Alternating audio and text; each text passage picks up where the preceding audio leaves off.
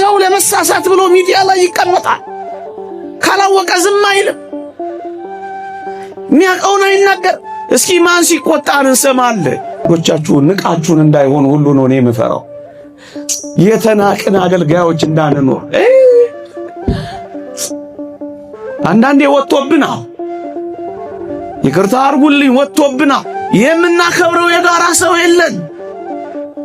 የምናፍረው የጋራ ሰው የለን።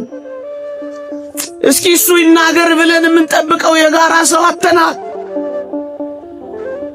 ምን ልላችሁ መሰላችሁ? አለመከባበርና ንቀት ወርዶብናል። በተለይ በእኛ ዘንድ እንደምን ያሳፍራል። የሚታፈር ሰው አጥተናል። እንዴ ሁሉም እየተነሳ ዘላፊ ነው። ሁሉም እየተነሳ ተቺ ነው። እንዴ ፓትርያርክ እንኳን ይታፈራል በዚህ ዘመን። ስንጨቃጨቅ ነው እኮ እየከረምን ያለ ነው። ዳኛ እያጣ ተው ሚል እያጣ መካሪ እያጣ ከትንሹ እስከ ትልቁ እያበደ እንዴት ያሳፍራል። ማንን ነው የምናፍረው? ማንን ነው የምንፈራው? ማን ሲናገር ነው ዝም የምንለው? የጋራ ሰው አለ። እገሌ ተቆጥቷል፣ ኧረ ይቅርብኝ የሚባል እኮ ማን ነው እሱ? እሱም እንደዚህ እኔም እንደዚህ፣ እሱም ሊቅ እኔም ሊቅ። ቢቆጣ የሚሰማ ሰው የለ። ና ብሎ ቢጠራ የሚል ሰው የለ። ትከሻ ለትከሻ የሚገፋፋ ትውልድ። ኧረ ሰው ይስጥ፣ የምናፍረው ሰው ይስጥ፣ የምንፈራው ሰው ይስጥ፣ የምናፍረው ሰው ይስጥ። በአንድ ጊዜ ሁላችንንም እሱ ይናገር የምንለው ሰው ይስጠን ወገኖች። እና ልምከር ቢባል እሱ ደግሞ ማን ነው የሚል ትውልድ እኮ ነው ያለው። የጋራ ምልክት ያጣ ትውልድ አሳዝን። እንዴ ትንሹም ይሳደባል፣ ትልቁም ይሳደባል። አንዱ አንዱን ያዋርዳው፣ አንዱ አንዱን ይንቃው፣ አንዱ አንዱን ያቃላ፣ አንዱ የአንዱን ጸጋ ያጥላላ። አያችሁ፣ በሕይወቱ ባኗኗሩ የምናፍረው የምንፈራው ሲናገር ምድርን የሚያናውጻት ልባችንን የሚያቀልጠው እግዚአብሔር ሰው ይስጠንማ። አብዛኛው ሰው ማይመለከተውን እኮ ነው የሚያወራው።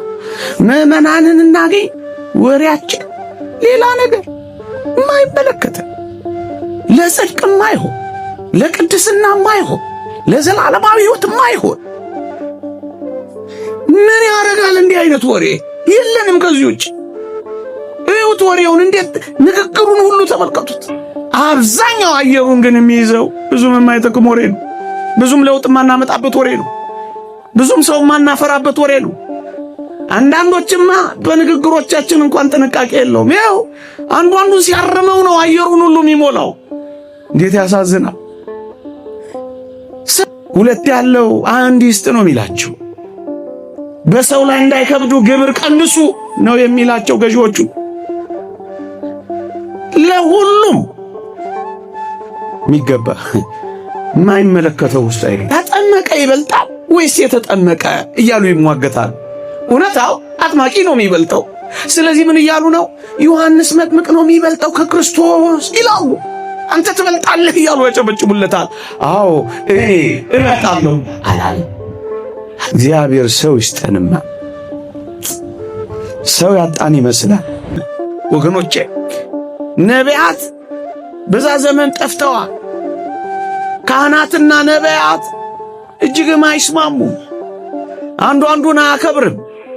መጥምቁ ሲመጣ ክርስቶስ ሊገለጥ ሲል መናናቅ በጣም የበዛበት ዘመን ነበረ።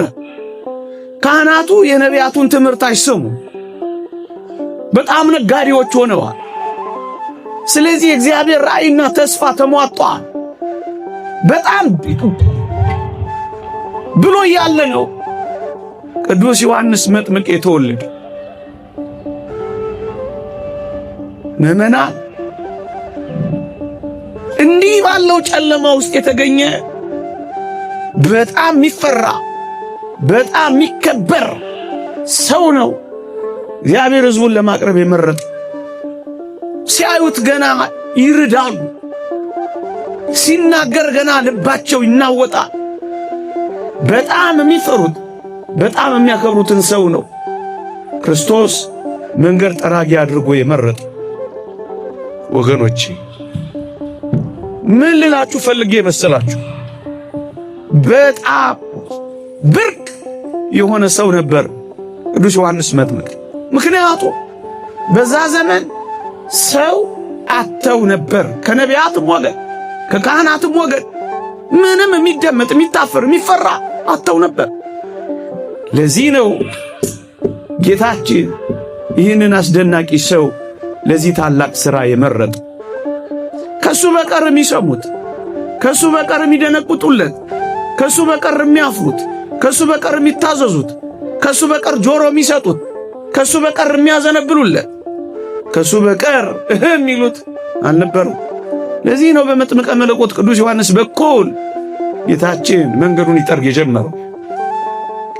እዚህ ጋር አንድ ነገር እስኪ እናሰላስ። በዛ ዘመን የነበረው ሰው ቅዱስ ዮሐንስ መጥምቅ የጋራ ምልክታቸው ነበረ።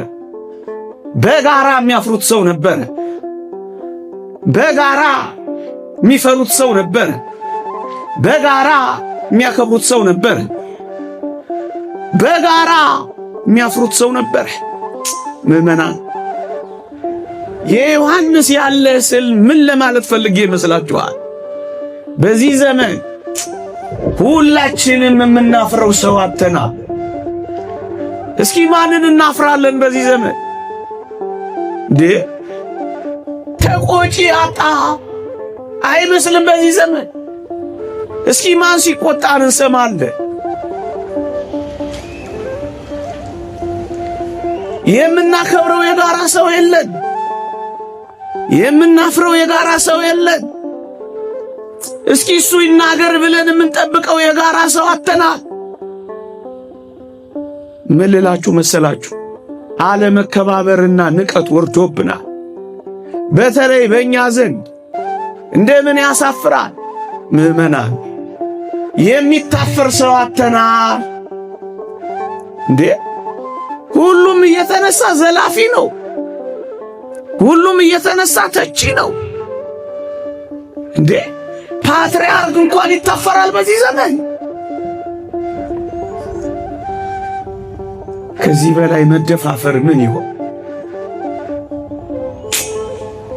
እሺ ማንን ነው ምናፍ? እገሌማ ጥሩ ነበር፣ ግን የምንለው ሰው እኮ ነው የበዛው። እስኪ ይሁት ስንጨቃጨቅ ነው እኮ እየከረምን ያለ ነው። ዳኛ እያጣ ተው ሚል እያጣ መካሪ እያጣ ከትንሹ እስከ ትልቁ እያበደ እንዴት ያሳፍራል! ማንን ነው የምናፍረው? ማንን ነው የምንፈራው? ማን ሲናገር ነው ዝም የምንለው? የጋራ ሰው አለ። እገሌ ተቆጥቷል፣ ኧረ ይቅርብኝ የሚባል እኮ ማን ነው እሱ? እሱም እንደዚህ እኔም እንደዚህ፣ እሱም ሊቅ እኔም ሊቅ። የሚታፈር ሰው ቢቆጣ የሚሰማ ሰው የለ። ና ብሎ ቢጠራ የሚል ሰው የለ። ትከሻ ለትከሻ የሚገፋፋ ትውልድ። አቤት!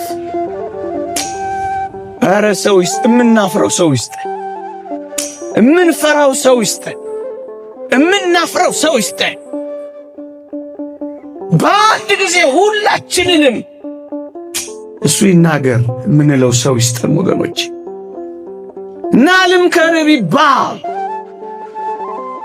እሱ ደግሞ ማን ነው የሚል ትውልድ እኮ ነው ያለው። የጋራ ምልክት ያጣ ትውልድ። አሳዝን። ትንሹ ትንሹም ይሰደባል፣ ይሳደባል። ትልቁም ይሰደባል፣ ይሳደባል።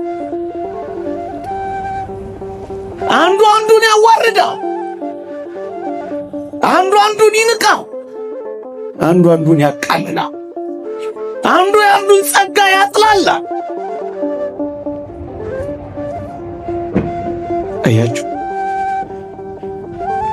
በሕይወቱ ባኗኗሩ የምናፍረው የምንፈራው ሲናገር ምድርን የሚያናውጻት ልባችንን የሚያቀልጠው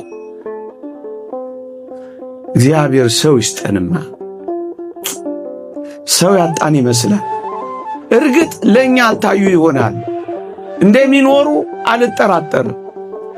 ግን በዚህ ዘመን ሰው ያጣን ሃይባ ያጣን ይመስላል። ብርቅ ሰው አተነ፣ የሚናፈቅ ሰው አተነ፣ ስርዓት የሚያዝዝ ሰው አተነ፣ በእውነት የሚገስጽ ሰው አተና፣ በእውነት የሚቆጣ ሰው አተና፣ ብርቅ ሰው አተና።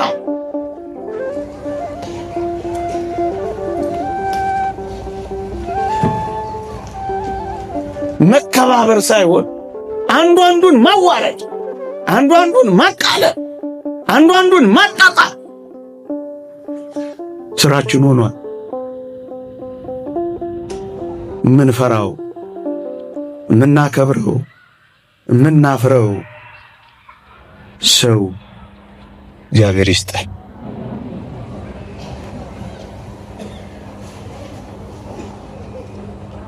ቅዱስ ዮሐንስ መጥምቅ ለምንድን ነው የሚታፈር የሚከበር የሆነው ካላችሁ፣ ወይ ሕይወቱ አኗኗሩ ሕዝቡን በፍጹም የሚማርክ መሆኑን ሲያዩ ፈሪሳውያንና ሰዱቃውያን እንኳን ሳይቀር መጡ። ወገኖቼ ይህ ምንኛ የሚያስደንቅ!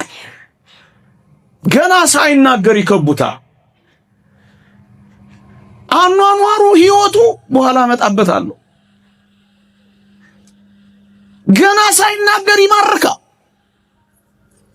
እኛ ሰብከ ጉባኤ ዘርግተ እንጃ ስንቶችን ማርከን ይሆን?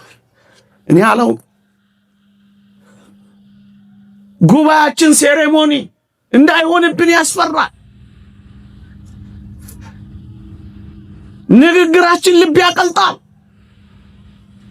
እሳት ያዋህዳል፣ ቤተ እግዚአብሔር ያስቀራል፣ ዓለምን ያስጠላል። ምዕመናን ሕይወቱና አኗኗሩ እንኳን ተራውን ሕዝብ ፈሪሳውያንንና ሰዱቃውያንን እንኳን ሳይቀር ወደ ጉባኤው ጋብዟቸዋል። እንዴት ይደንቃል ይህ ሰው! ምዕመናን እንኳን ጠላቶቻችንን ወዳጆቻችንን ማሰንበት እኮ አቅቶናል። ምን ሆነን ነው? እንኳን ሊሰሙን አንዳንዶች ሊያዩን እንኳን አይፈልጉም እኮ ባኗኗራችን።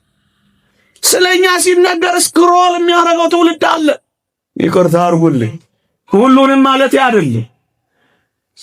የሰለቸን ትውልድ ይሄው ጭቅጭቃቸው እያለ ይሄው ንትርካቸው እያለ እንዴት ያሳፍራል! አንዱን ሳንጨርስ ሌላ እየተደረበብን፣ እንኳን ወዳጅ እንኳን ጠላት ወዳጅ እየሄደብን፣ ሰዱቃውያንና ፈሪሳውያንን እንኳን ሳይቀር ብለው የሚያዳምጡት ሰው ነበር። ኑሮ ሕይወቱ እንደዚህ ነበር። ምዕመናን በእርግጠኝነት በዚህ ዘመን ከምንማርካቸው ይልቅ በሕይወት እያሰናከልናቸው የምናበራቸው ይኖራል። ንስሐ አባት ንስሐ ልጁን ይማርካል፣ እግር በእግር ይከተለዋል። አባት ያለቅህም ብሎ ልብሱን ይዘዋል። ኧረ አባ መጡ እያለ መንገድ ይቀይር ይሆን እንጂ እኔ አላውቅም። ግን ያስፈራ ማጋ ነው ንስሐ ምገባው እያለ የሚጨነቅ ትውልድ ይመጣ ይሆን? ሰው የሚጎርፍለት ሰው ይስጠንማ። በእውነት የዮሐንስ ያለ ምን አይነት ወዳጅ ሳይሆን ጠላት ጆሮ የሚሰጠው፣ ጠላት ልብ የሚሰጠው፣ የድንጋይ ልብ ያላቸው እንኳን ሳይቀር ሸብረክ የሚሉለት የዮሐንስ ያለ ማለት ዛሬ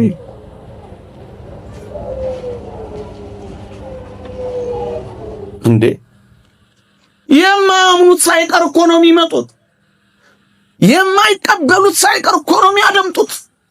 የዮሐንስ ያለ እንዲህ አይነት ሰው ይስጠንማ። እንዲህ አይነት ሰው ይስጠንማ። እኛን እያዩ ከሚሄዱት ይልቅ እያዩን የሚመጡ ሰዎችን ይስጠንማ፣ ያብዛለን። እንዲህ አይነት የሚማርክ ግርማው የሚማርክ የንግግሩ ሞገስ የሚማርክ ጨዋነቱ የሚማርክ ፍቅሩ የሚማርክ ንቦች አበባን እንዲቀስሙ በረው እንዲያርፉበት ምዕመናን በረው የሚያርፉበት እንደ ዮሐንስ አይነት ሰው ይስጠንማ። በሞቴ በእውነት ሰው ይስጠን። ምዕመናን ለምንድን ነው ቅዱስ ዮሐንስ ፈሪሳውያንና ሰዱቃውያን እንኳን ሳይቀር ወደ ጉባኤው ጆሮ እንዲሰጡት ሕዝቡን እንዲማርክ ያደረገው ምንድን ነው ካላችሁ፣ ራሱ ከዓለም የራቀ በሆነ ልክ ሕዝቡን ወደ ክርስቶስ ማቅረብ ቻለ። ምስጢሩ ምንድን ነው ካላችሁ፣ ከዓለም የራቀ ሰው ነበር። ከዓለም ራሱን ባራቀ ልክ ሕዝቡን ወደ ክርስቶስ ማቅረብ ተቻለው። ወገኖቼ ይህ ምንኛ ያስደንቃል! ይሄ ለአገልጋዮች እንዴት ያለ ትልቅ መልእክት መሰላችሁ! ምናልባት በዚህ ዘመን አብዛኛውን ሕዝብ ለምንድን ነው አገልግሎታችን ወደ ክርስቶስ ማቅረብ ያልቻለው? እኛ ራሳችን ከዓለም ስላራቅን ይሆን? እኛም ያው የምናገለግለውም ሕዝብ ያው እንደውም አንዳንዴ እኛን ልንበልጥ እንችላለን። ይህ ተወዳጅ ቅዱስ ግን ራሱን ከዓለም በጣም ስላራቀ ሰዎችን ሁሉ ወደ ክርስቶስ አቀረበ።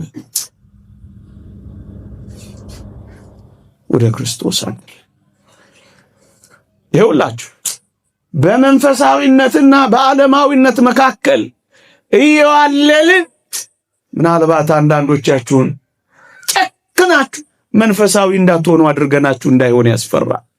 እንደ ዮሐንስ አይነት ሰው ይስጠን ማለት የዮሐንስ ያለ ማለት ራሱን ከዓለም ያራቀ ሰው ይስጠን።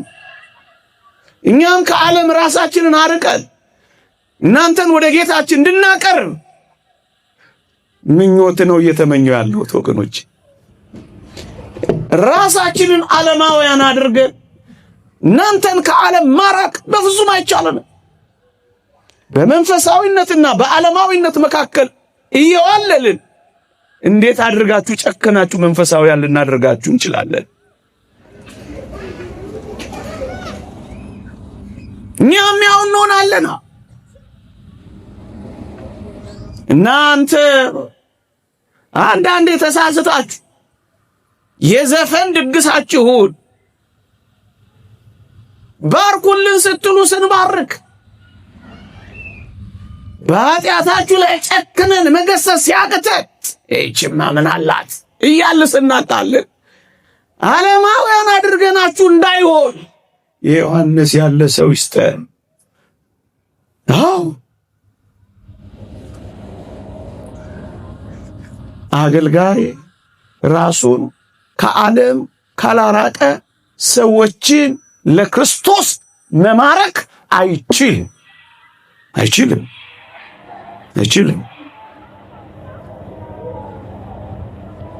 ለዚህ ነው ጭክን ያለ ሕይወት የኛ የኦርቶዶክሳውያን ምዕመናን መኖር ያልቻለ።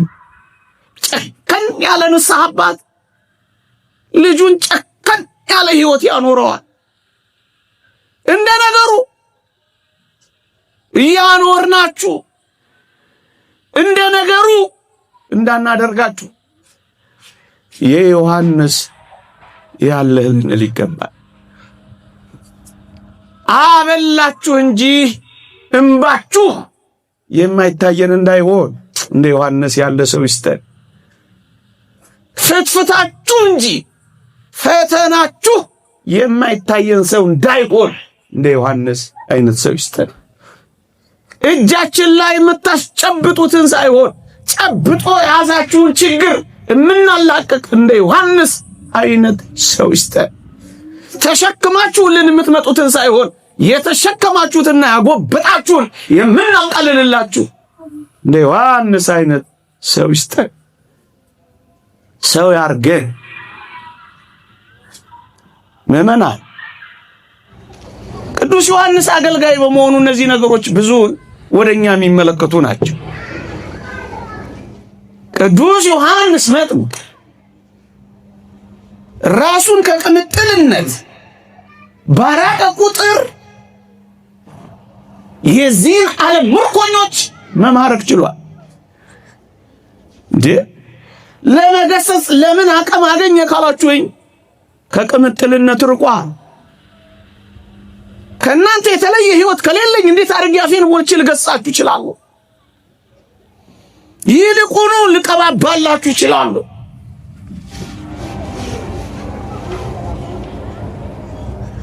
እንዴ ለዚህ እኮ ነው ምናልባት በዚህ ዘመን ጨክነ የመጣውን ማስቀረት የገባው እንዲወጣ ማረግ አለማረግ፣ ንስሐ የገባው እንዲቆርብ የቆረበው ደግሞ እንዲበቃ ፍጹም እንዲሆን ማድረግ ያልቻልነው በቅምጥልነት ውስጥ የኖርን እንዳለ ቅዱስ ዮሐንስ መጥምቅ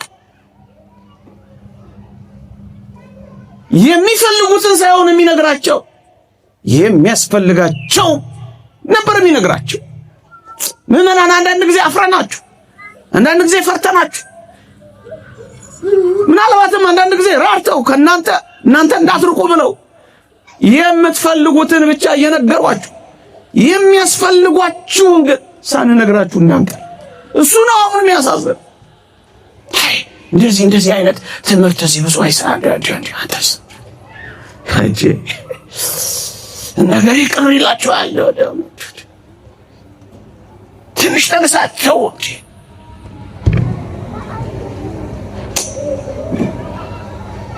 አንዳንድ ቦታማ እንደዚህ አታስተምሩ ሁሉ እያሉ ያባርሩን ጀምሮ፣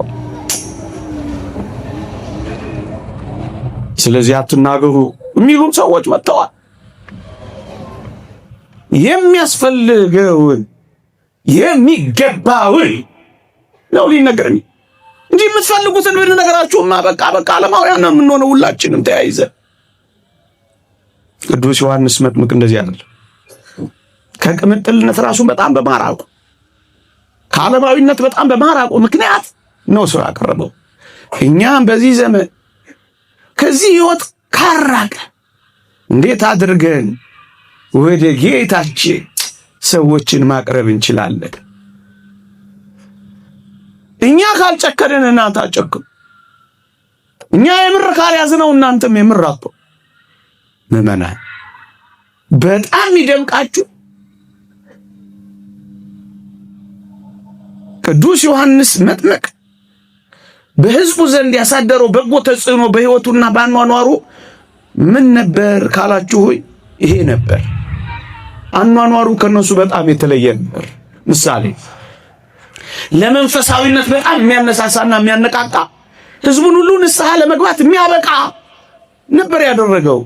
እንዴት ካላችሁ በሽቶች፣ በቅባቶች፣ በጌጣጌጦች ወይም ደግሞ ቁንጣን እስኪ ይዘው ድረስ እየተበላ የዓለም አድናቂ ሆኖ አይደለም ያገኙት።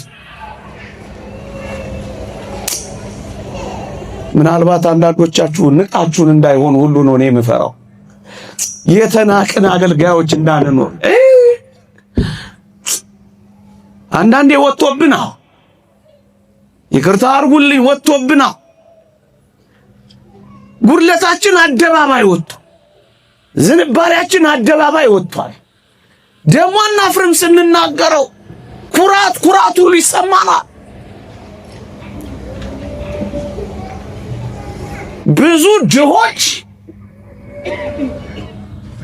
ልጆቻቸውን የሚመሩ አገልጋዮች እንደ ድሆች ልጆቻቸው ሳይሆን እጅግ እንደ መቀማጠል እንዳደርገን ቅዱስ ዮሐንስ መጥምቅ በዚህ ሕይወቱ ስለማይኖር በጎ ተጽዕኖ አሳድሮባቸዋል።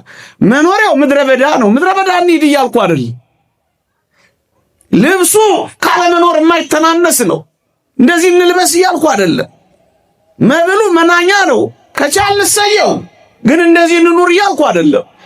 ቢያንስ በዚህ ዘመን ልከኛ የሆነ ሰዎችን ቢያንስ ምን እያደረጉ ነው ማያስ? እንዴት እየኖሩ ነው ማያስ?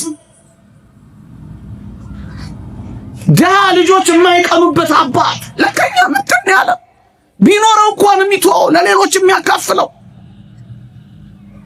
ርቦት ለማይበላ ልጁ የሚሰጠው ልከኛ ኑሮ ቁምሳጥኑ የማይጨናነቅ ያብረቀረቀ የደመቀ የተሽከረከረ የማይኖር ልከኛ የምንመገበው የምንበላው ምግብ የምንለብሰው ልብስ ካለን ይበቃናል እንዳለው በብራንድና በሞዴል ሰዎች አይተው እንዳይደነግጡ እንዳይሳቀቁ ምመና ሌላው ተውት ማድረግ እኮ ይቻላል። ግን ብዙ ልብስ ያጡ ሰዎች በሚኖሩበት አገልጋዮች እንጃ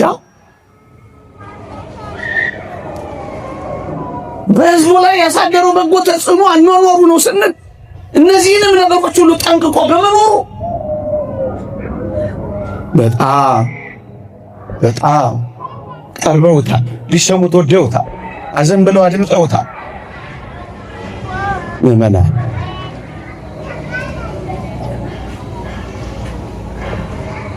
በጣም የሚያስደንቀው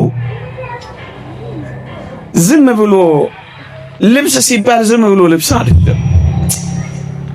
የግመል ጠጉር ልብስ ይለብስ ነበር ተብሎ ተጽፏል። ቅዱስ ኤፍሬም ሶርያዊ ልብሱን እንዲሁ ተደንቆበት ብቻ ማለፍ አልፈለገም። እንዲህ ብሎ ተቀኝቶለታል። እንደምን ይደንቃል!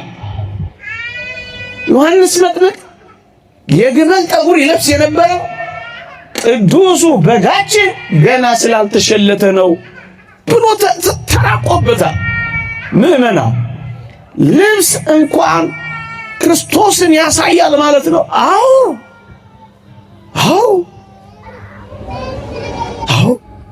ልከኛ የተመጠነ እንዴት ይደንቃል! ልብሱ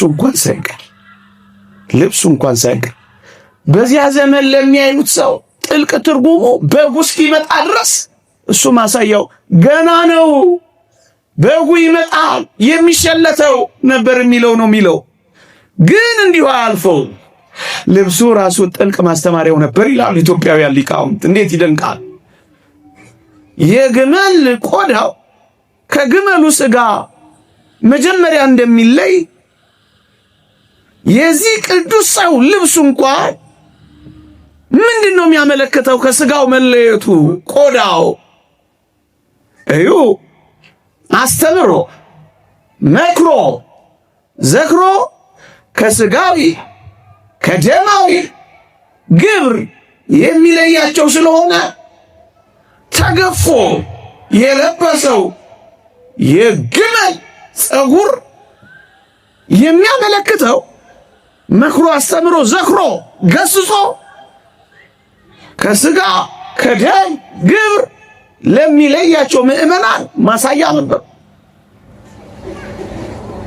ከግመሉ ስጋ የተለያየው ያ ፀጉር ያ ቆዳ በውሃ እንደሚነከር ያጠንቃቸዋል።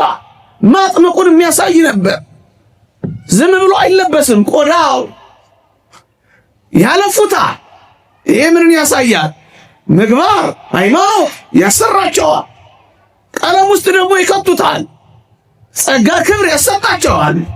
ልብሱ እንኳን ከክርስቶስ እስከ ምእመናን የምታሳይ ነበረች። ይህንን ነው ቅዱስ ኤፍሬም ሶርያዊ ያደነቀው። በጎ ተጽዕኖ ያኗኗር ሕይወቱ እስከ ልብሱ ድረስ ነው የሄደው። ምእመናን የዮሐንስ ያለ ማለት በጎ ተጽዕኖ የሚያሳድርብን ከሕይወቱ ካኗኗሩ እስከ አለባበሱ እስከ አካሄዱ ስናየው ኢየሱስ ክርስቶስን የምናይበት ፈገግ ሲል እንኳን የጌታችንን ፍቅር የምናስታውስበት እቅፍ ሲያረገን እንኳን ወደ ጌታችን እቅፍ እንደገባ ተሰምቶን እርፍ የምንልበት። እኔ አስታውሳለሁ አንድ ልጅ በብዙ ተፈትኖ ብፁዕ አቡነ ሰላማ ጋር ወሰድኩት። እቅፍ አድርገው መከሩት እና ምን አለኝ መሰላችሁ? በጣም ትልቅ ሰው ነው። እባክህ ከተፈቀደልኝ ዛሬ ከሳቸው ጋር ልደር እባክህ አስፈቅድልኝ አለ። ነፍሴ እንዴት እንዳረፈች አለ። አያችሁ፣ እቅፍ አድርገው ጸጉሩን ሲያሹት አይዞህ ልጄ ሲሉት ነፍሱ ረፍ አለች።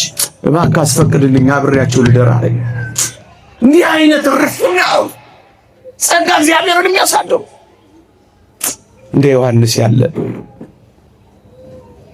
ሰው ይስጠንማ በእውነት። ቅዱስ ዮሐንስ በጣም የሚደንቃችሁ በዚህ ሁሉ ውስጥ በዚህ ሁሉ ተምሳሌታዊ አኗኗር ውስጥ በጣም የሚደንቃችሁ ዓለምን የናቀ በመሆኑ በሞት ስሙኝ ዓለምን የናቀ በመሆኑ ሄሮድስን እስከ አለመፍራት እስከ መጋፈጥ እስከ መገሰጽ ነው የደረሰው። ለምንድን ነው ደፍሮ ነገስታቱ ገዦቹ እስከ መገሰጽ የደረሰው ካላችሁኝ ዓለምን የናቀ ስለሆነ ነው። በሞቴ ምን እያልኩን እየተሞዳሞደ የሚኖር ሰው አይደል። ለምንድን ነው እንደዚህ ያልሆነው? ለመኖር ስለማይሳሳ ነው። ለምንድን ነው በዚህ ዘመን እውነቱን እውነት ውሸቱን ውሸት ማለት ያቃተን? ካል መኖር እየፈለግን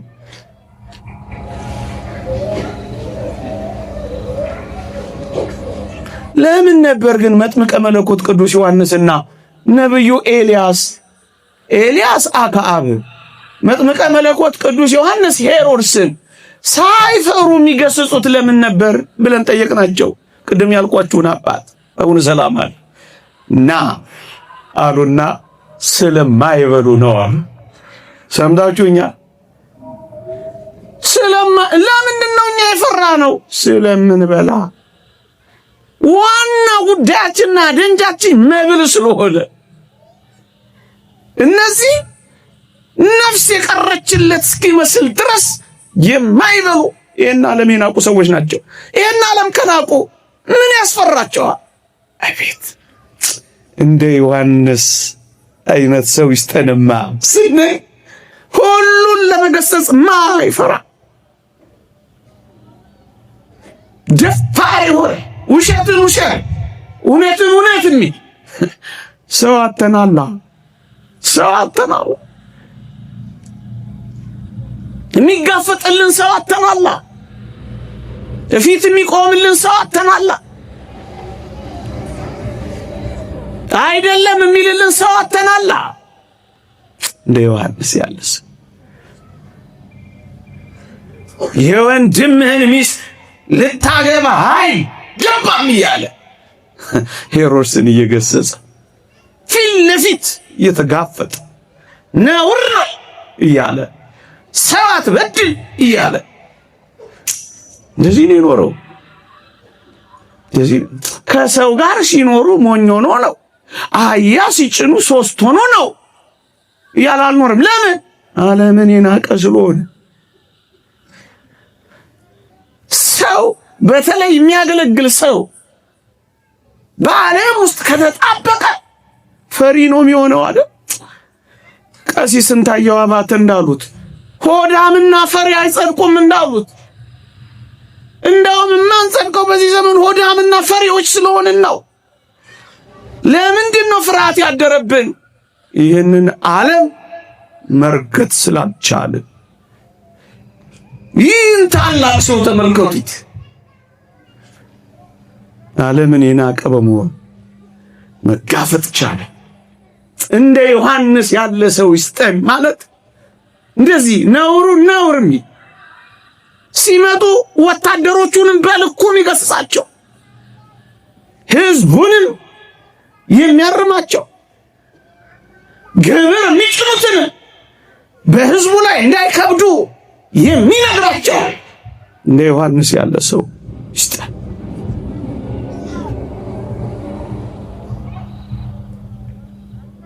በጣም ይደንቃችሁ። ከዚህ አስደናቂ ሰው የምናየው ያን ሁሉ ሰው ሲሰበሰብ ለራሱ አይደለም የሚፈልገው። ደግሞ አለው ለራሱ አይደለም የሚፈልጋቸው፣ እጠቀምባቸው ብሎ አይደለም በዙሪያው የሰበሰባቸው፣ እንዲጠቀሙ ነው የመራቸው።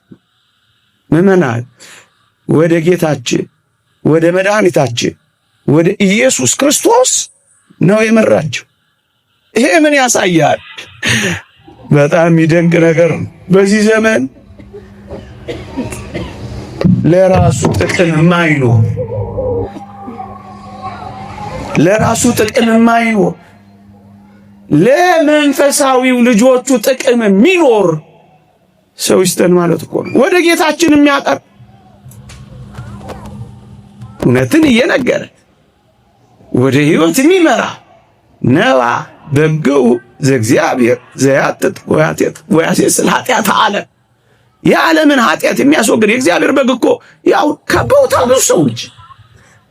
በጣም ምርጥና ተፈላጊ ሰው ነው። ብርቅ ነው። ቅድም እንዳልኳችሁ ይሄንን ዝና ይዞ መቆየት፣ እንደ አንድ ሰው ስታዩት እንደተከበረ መቆየት፣ ቪአይፒ በጣም ተፈላጊ ሰው እንደሆነ መቀየት አልፈለገም።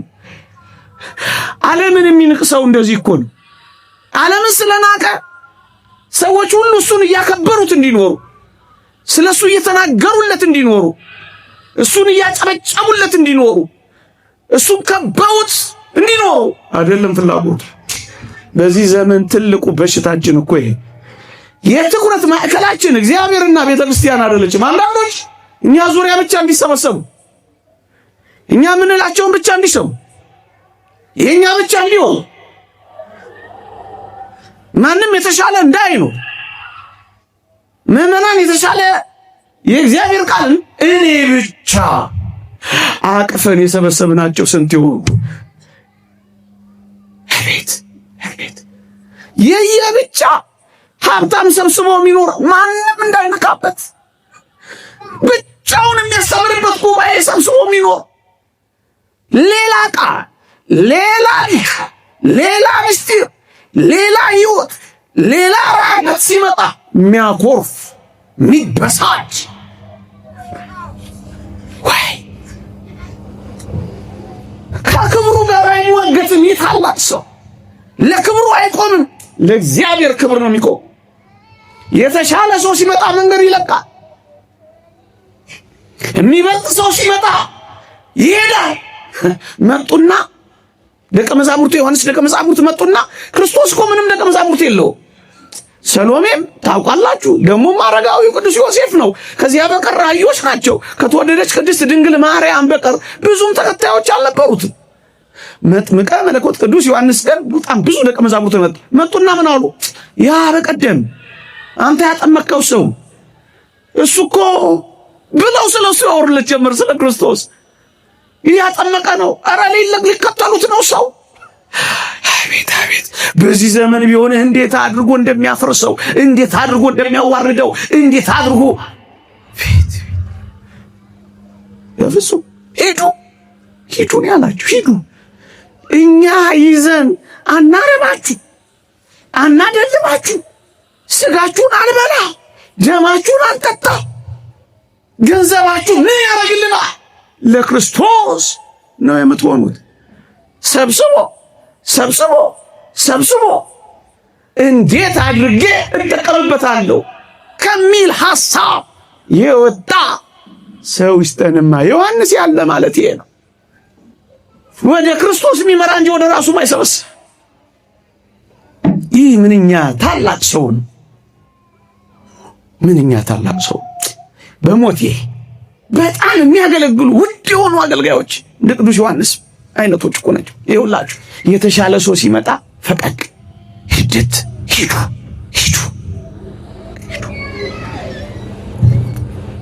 በርናባስ የሚባል አንድ ታላቅ ሰው አለ። እዚህ ሐዋርያት ሥራ ከምዕራፍ 11 ጀምሮ ታገኙታላችሁ። በሞቴ ቅዱስ ጳውሎስ ሲመጣ ተጠራጥረውት ነበር። ቅድም እንዳልኳችሁ ከይሁዲ እምነት የመጣ ኃይለኛ ሰው ስለነበር ቤተክርስቲያንም ሲያሳድድ ስለነበር በጣም ተጠራጥረውት ቤተክርስቲያን ቅዱሳን ሐዋርያት በጣም በርናባስ የሚባል ሰሙት። ከዛስ በሞቴ ሐዋርያት ሥራ ምዕራፍ 11 እስከ 13 በርናባስና ሳውል የሚል ታገኛላችሁ። በርናባስ ነበር ቀዳሚው። ቅዱስ ጳውሎስን ሳውልን ሲሰማው ግን በጣም ተደነቀ፣ በትምህርቱ ተገረመ። አንብቡት። ከዛ በኋላ በርናባስና ሳውል የሚለው ተቀየረና ሳውልና በርናባስ ተባለ። የመሪነቱን ቦታ ሲለቅለት አልከፋው እንዴ! እዚህ እኮ አሁን መገዳደል ያረታሙት እዩት። እንደ ቅዱስ ዮሐንስ ራሱ ሲሰበስባሉ። ለምንድን ነው እኔ የምሰበስብ? ለምንድን ነው ተከታይ ማፈረው? ለምንድን ነው የኔ የሚሆኑት? ለምንድን ነው የሚያጅቡኝ? ለምንድን ነው የሚከተሉኝ? ለምንድን ነው የኔን ድምፅ የሚሰሙት? ሂዱ፣ የሚገባውን ከነገርን በኋላ ሂዱ።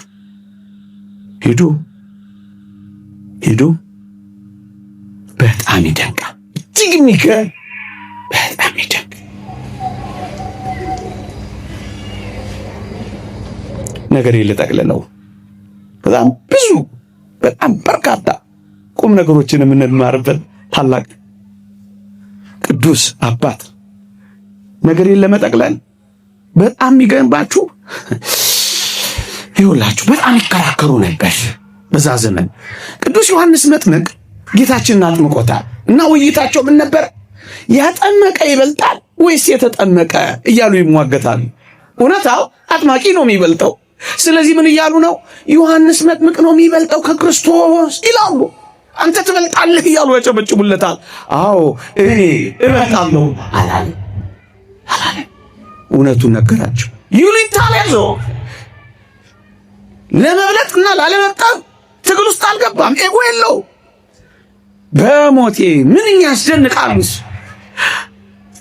ይኸውላችሁ ይሄ ምድረ በዳን የኖረው ያናው ጌታችን ከቤተሰቡ ጋር የኖረው።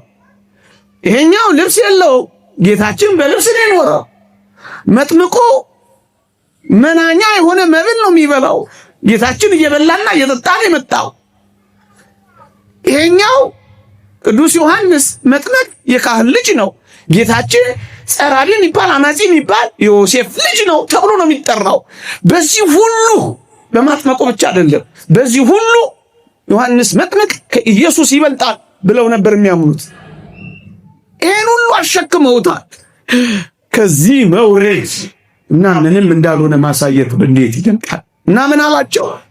አይደለም እንዳትሳሳቱ አላቸው። እንዳትሳሳቱ እኔ ለንስሐ በውሃ ባጠምቃችሁ እሱ በእሳትና በመንፈስ ነው የሚያጠምቃችሁ፣ ይበልጣል አላቸው። አንተ አይደለም እኔ አልበልጥም፣ እሱ ነው የሚበልጠው። ይህ እንዴት ያለ ጥልቅ የቅድስና ሕይወት መሰላችሁ! ከእኔ በኋላ የመጣ መስሏችሁ እንዳታቀሉት። ከእኔ በፊት ነው የነበረው። እውነቱን ነገራቸው።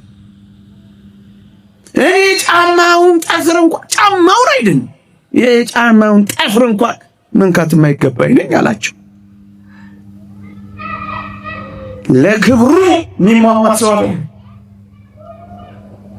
እንዴት እነጥቃለሁ አይል እኔ ምንኛ ይበልጣል አላቸው። ይበልጣል እኔ ላንስ እሱ ከፍ ሊል ይገባል አላቸው። እርግጡን ነገራቸው። ይህ ምንኛ አስደናቂ ነው! እንዲህ ያለ ሰው ይስጠንማ። በእውነት ራሱንማ ኮራ ከአንዳንዶች እንደሚበልጥ ማስ ለመብለጥ ማይታየ ፉክክር፣ ውድድር፣ ክርክር የሌለበት ትሁት ሰው ይስጠንማ። ዮሐንስ ያለ ምዕመናን፣ ቅዱስ ዮሐንስ ጌታችን የቅርብ ዘመዱን ታውቃላችሁ፣ ኤልሳቤጥና እመቤታችን። በነገራችን ላይ ካህኑ ዘካርያስ አባቱ ሰማዕትነት የተቀበለው ለእመቤታችን ዘብ ቆሞ ነው። እመቤታችን ጌታችንን ከወለደች በኋላ ወደ ቤተ መቅደስ ስትሄድ ደናግላን የሚቆሙበት ቦታ ስትቆም፣ ደናግላን የሚቆሙበት ቦታማ መቆም የለባትም ቱጣ ብለው አስቸገሩ። ቅዱስ ዘካርያስ ካህኑ ዘካርያስ በፍጹም እናት ብትሆንም ድንግል ናት፣ ቦታዋ ነው አላቸው። በቤተክርስቲያኑ ፊት ምን አገባህ አንተ ብለው የገደሉት ለእመቤታችን ዘብ ቆሞ። ምዕመናን፣ እኛም እስከ ሞት ድረስ ለዚህች አስደናቂ ቅድስት እናት ዘብ እንቆማለን። ከማህፀኗ ፈቀቅ በሉ እንላቸዋለን። የማታውቁትን አታውሩ እንላለን። ያልደረሳችሁበትን አትናገሩ እንላቸዋለን እስከ መጨረሻው። ዘካርያስ ልክ እንደዚሁ ስለእመቤታችን ጥብቅና፣ ልጁም ደግሞ እንደዛው ነው ሰማዕትነት የተቀበለው መጥምቀ መለኮት ቅዱስ ዮሐንስ። አይገባም እያለ ሞተው ለሰው። እኔ ግን አሁን መጨረሻ ላይ ለመደምደሚያ እንዲሆነ በጣም እንዳላበዛባችሁ ስለ ዘምድና ስለ ወገንተኝነት አይደለም ቅዱስ ዮሐንስ የቆመው፣ ስለ እውነት ነው የቆመው። ስለ ክርስቶስ የሚመሰክረው ዘመዱ ወገኑ ስለሆነ አይደለም፣ እውነት ስለሆነ። እንደ ቅዱስ ዮሐንስ ያለ ሰው ይስጠን ማለት ከወገናዊነት የጸዳ ሰው ይስጠን፣ እውነትን ብቻ የሚያይ ሰው ይስጠን። ዛሬ በዚህ በሽታ ታመነ እንኳን በውጪ በውስጥም ታመናል። ሰው ወገን ለወገኑ እውነትን ትቶ ወገናዊነትን ብቻ የመረጠበት ዘመን፣ ወገኑ ይሁን እንጂ ስህተት እንኳን ቢሰራ የሚያጨበጭብበት ዘመን፣ ኃጢአቱን ጽድቅ የሚያደርግበት ዘመን፣ የሚያስኮንነውን የሚያጸድቅ የሚያደርግበት ዘመን አይደል የሰማነው ምናየው። የቋንቋ ተናጋሪው ይሁን እንጂ በቃ ልክ ነው፣ ስህተት ይሁንም እውነት ነው። ይኸው ሲያጋድለን የከረመው እንዲህ አይነት አለ። ከእውነት ጋር ነው የሚቀርበው። ምዕመናን፣ አገልጋይ ከእውነት ጋር ነው የምንቆመው። ማንም ይሰራው ማንም ነውር ነው። ወገኔ ይሁን ዘመዴ፣ ብሔሬ ይሁን ቋንቋዬ፣ ጓደኛዬ ይሁን አብሮ አደጌ፣ የትምህርት ቤት ባቼ ይሁን የሰፈሬ ሰው አይመለከትም። እውነት ናት። ይሄ በሽታ አለብን አይደለ? በዚህ ዘመን እንደ ዮሐንስ ያለ ሰው ይስጠን። በተለይ የሚያገለግል ካህን የሁሉ ነው። እግዚአብሔር ሁሉ ወገኑ፣ እግዚአብሔር ሁሉ ዘመድ እንደሆነ ሁሉ የሚያገለግል ሰው ሁሉ ወገኑ። ንስሐ አባት እንኳን ሲያዝ በዚህ ዘመን እየተመረጠ አለ። የት ሰፈር ሰዎች ናቸው፣ የት ብሔር ሰዎች ናቸው። አቤት ተዋርድ፣ አቤት ተዋርድ፣ መቦዳደናችን። ቅዱስ ዮሐንስ መጥምቅ ከዚህ ሐሳብ ውጭ ዘመዱ ስለሆነ አይደል፣ እውነት ስለሆነ ነው የሚነግራቸው። ምዕመናን አገልጋዮችም እውነት ስለሆነ ነው የምንኖረው። እውነት ስለሆነ ነገሬን ለመጠቅለል ይቅርታ አበዛውባችሁ፣ ደሞም ጮኩባችሁ እንጃ። በጣም አስደናቂ ሰው ምን አትሉኝ? ንግግሩ እያንዳንዱ ቃሉ በጣም በጥንቃቄ ነው የምትወጣው። ዝም ብሎ አያወራ፣ ዝም ብሎ የሚናገረው ነገር የለም። እዩት፣ ገና ሲያገኛቸው ንስሐ ግቡ ነው የሚላቸው። መንግሥተ ሰማያት ቀርባለች ነው የሚላቸው። በማህበራዊ ሕይወታቸው እንዲረዳዱ ነው የሚነግራቸው። ሁለት ያለው አንድ ይስጥ ነው የሚላቸው። በሰው ላይ እንዳይከብዱ ግብር ቀንሱ ነው የሚላቸው ገዢዎቹን።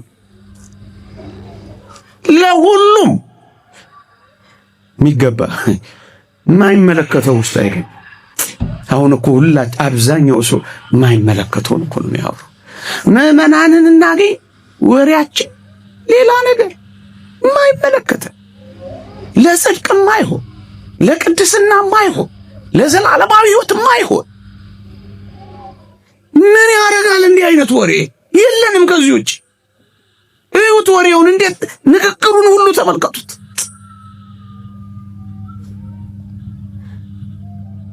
ለውጥ ማናመጣው ለምዕመናን ነፍስ የማይጠቅም ለስጋቸውም የማይረባ የማይጠቅም ወሬ ለምን እናወራለን? ለምን እንሰማለን?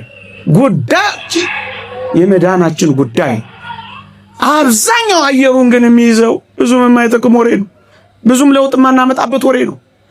ብዙም ሰው ማናፈራበት ወሬ ነው። አንዳንዶችማ በንግግሮቻችን እንኳን ጥንቃቄ የለውም። ይኸው አንዱን ሲያርመው ነው አየሩን ሁሉ የሚሞላው። እንዴት ያሳዝናል! ሰው ለመሳሳት ብሎ ሚዲያ ላይ ይቀመጣል። ካላወቀ ዝም አይልም። የሚያውቀውን አይናገርም። እዩት ቅዱስ ዮሐንስ መጥምቅ በጣም በጥንቃቄ ነው የሚናገረው። የዓለምን ኃጢአት የሚያስወግድ የእግዚአብሔር በግ ብሎ ሲናገረው ወደ ዮርዳኖስ ጌታችን ሲመጣ ሕዝቡ እንደኛ ንስሐ ሊገባ ነው የመጣው ብለው እንዳስቡ በሞቴ ሁሉም ወደ ዮርዳኖስ ሲመጡ ኃጢአታቸውን ይናዘዙ ነበር። ታዲያ ኢየሱስ ክርስቶስ የመጣው ኃጢአቱን ሊናዘዝ ነው ብለው ለምን ያስቡ? ጥንቃቄውን ተመልከቱ። ኃጢአትን የሚያስወግድ የእግዚአብሔር በግ ነው ያለው። የሚያስወግድ ደግሞስ ምዕመናን በሞቴ ስሙት። ምን ያክል ጠንቃቃ እንደሆነ ደግሞ አድንቁት። በተለይ ለሚያገለግል ሰው ይህ ምንኛ ምስክር ነው። እኔ ማን ነው አንተ በእኔ ልትጠነቅ ትመጣ ቃሉን ለመጠቀም እንኳን ሚለው ቃሉን እንኳን መናገር አልፈለገም ይላል። ስለዚህ ምን አለው ይላል? አንተ እኮ ለኔ ተመጣጣለ አሁን ይላል በደንብ ይላል። እንዴት ደፎ ቃሉን ከፍ ትጠመቃለህ? ይህ ምንኛ አስደናቂ! ቃሉን ለመጠቀም እንኳን የፈራ ሰው ነው ቢባል እንኳን አይልም። የማይባል ነገር ስንት ጆሯችን ደከም፣ ልባችን ዛሬ መንፈሳችን ቀለጠ። አንዳንዶች ተስፋ ቆረጡ። ለምን?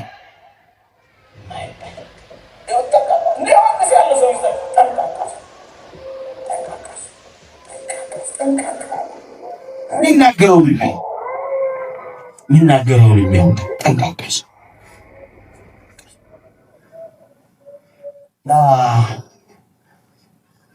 ዮሐንስ መጥምቅ አይነት ሰው ውስጥ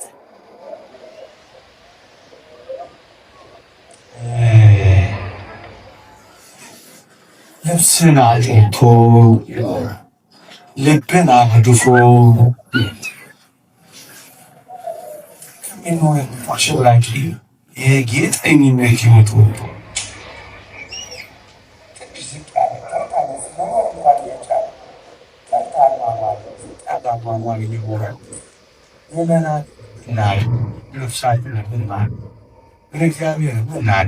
እውነትን ብንናገር ከወገናዊነት ይጸዳል።